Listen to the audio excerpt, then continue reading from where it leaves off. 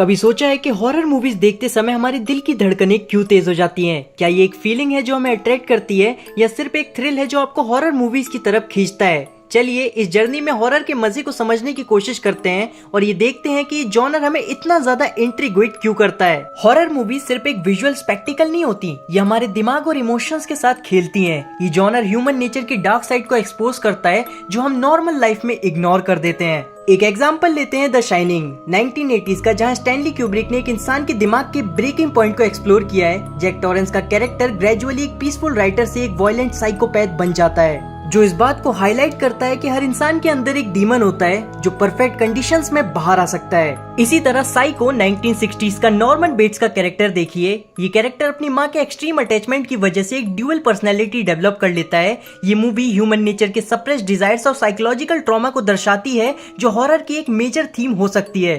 Scientific तौर पे देखा जाए तो हॉरर मूवीज हमारे फाइट और फ्लाइट रिस्पॉन्स को एक्टिवेट करती हैं, लेकिन एक सेफ एनवायरनमेंट में। जब आप एक इंटेंस सीन को देखते हैं जैसे कि इट 2017 में पेनीवाइज का डरावना क्लाउन फॉर्म, तो आपकी बॉडी एड्रेनल रिलीज करती है, आपकी बॉडी रिएक्ट करती है जैसे आप किसी खतरे में हैं, लेकिन रियलिटी में आप सिर्फ एक स्क्रीन के सामने बैठे होते हैं। ये थ्रिल और एक्साइटमेंट का कॉम्बिनेशन ही आपको हॉरर की तरफ खींचता है। एक और एग्जांपल लेते हैं, अ क्वाइट प्लेस 2018। इस मूवी का बेसिक कॉन्सेप्ट था कि सबको चुप रहना पड़ेगा क्योंकि एक ऐसी एलियन स्पीशीज है जो साउंड पे अटैक करती है। ऑडियंस के तौर पर आप हर सीन में अपने आप को मेन कैरेक्टर की जगह इमेजिन करते हो कि मैं होता तो ये करता टाइप। हॉरर में जो मॉन्स्टर्स और सुपरनैचुरल एंटिटीज होती हैं, वो अक्सर इंसान के अंदर के फियर्स और फ्लॉज को भी सिंबलाइज करती हैं। ड्रैकुला 1931 का काउंट ड्रैकुला सिर्फ एक वैम्पायर नहीं बल्कि इटर्नल यूथ और इमोर्टैलिटी की डिजायर को भी रिप्रेजेंट करता था। ये विश हर इंसान के अंदर होती है कि वो हमेशा यंग रहे और पावरफुल बना रहे। फ्रैंकेनस्टाइन का मॉन्स्टर भी एक क्लासिक एग्जाम्पल है। विक्टर फ्रैंकेनस्टाइन का ऑब्सेशन नॉलेज और क्रिएशन के साथ था, लेकिन वो अपने ही क्रिएशन का रिजल्ट नहीं समझ पाया।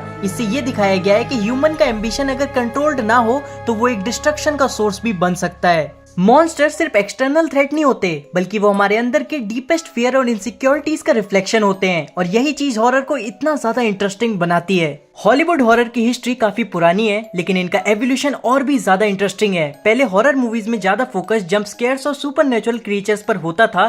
For example Friday the 13th या हैलोवीन। इन मूवीज में एक मास्क्ड किलर या फिर एक सुपरनैचुरल एंटिटी हमेशा एक प्राइमरी थ्रेट होती थी और ऑडियंस को विजुअली डराया जाता था। लेकिन अब साइकोलॉजिकल हॉरर मूवीज ने अपनी जगह बना ली है। हेरिडिटी 2018 को देखिए। इस मूवी में सुपरनैचुरल एलिमेंट तो है, लेकिन हॉरर इंसान के अंदर की ग्रीफ और गिल्ट से आता है। एनी का कैरेक्टर कैसे अपने पास्ट के इमोशनल बैगेज को लेकर ब्रेकडाउन होता है, वही ट्रू हॉरर है। साइकोलॉजिकल हॉरर का ये नया ट्रेंड इसलिए भी पॉपुलर हो रहा है क्योंकि ये एक्सटर्नल चीजों को दर्शाने की बजाय इंसान के अंदर के इमोशंस और माइंड को एक्सप्लोर करता है। ये ऑडियंस को सिर्फ डराता नहीं बल्कि डिस्टर्ब भी करता है। हॉरर मूवीज अक्सर सोसाइटी की रियल लाइफ फियर्स को भी रिफ्लेक्ट करती हैं। सोशल कमेंट्री हॉरर का एक इम्पोर्टेंट एस्पेक्ट है। गेट आउट 2017 को देखिए।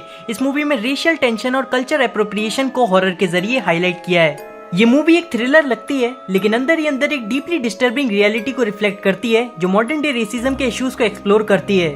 इसी तरह द पर्ज 2013 का कॉन्सेप्ट भी सोशल सटायर है, जिसमें एक रात के लिए मर्डर लीगल होता है। ये मूवी इंसान के अंदर के वायलेंट नेचर और गवर्नमेंट कंट्रोल को क्रिटिक करता है। हॉरर का जॉनर इसी तरह की डार्क रियलिटी को एग्जैजरेट करके हमें उनसे कन्फ्रंट होने का तरीका देता है। हॉरर के विलन्स या सुपरनैचुरल एंटिटीज का भी अपना एक अलग चार्म होता है। अक्सर वो कैरेक्टर्स हमें डराते हैं, लेकिन उनसे फैसिनेशन भी होती है। Freddy Krueger Nightmare on the Elm Street या माइकल मेयर्स हैलोवीन जैसे कैरेक्टर्स भी अपनी अनप्रेडिक्टेबिलिटी और रूथलेसनेस के लिए हमेशा याद किए जाते हैं। इवन जोकर का भी एक हॉरर एलिमेंट है, चाहे वो एक ट्रेडिशनल हॉरर मूवी ना हो। जोकर की अनप्रेडिक्टेबिलिटी और क्योटिक नेचर हमें इसलिए अट्रैक्टिव लगता है क्योंकि वो सोसाइटी के नॉर्म्स को तोड़ता है, जो कि हम ओपनली रियल लाइफ में नहीं कर सकते।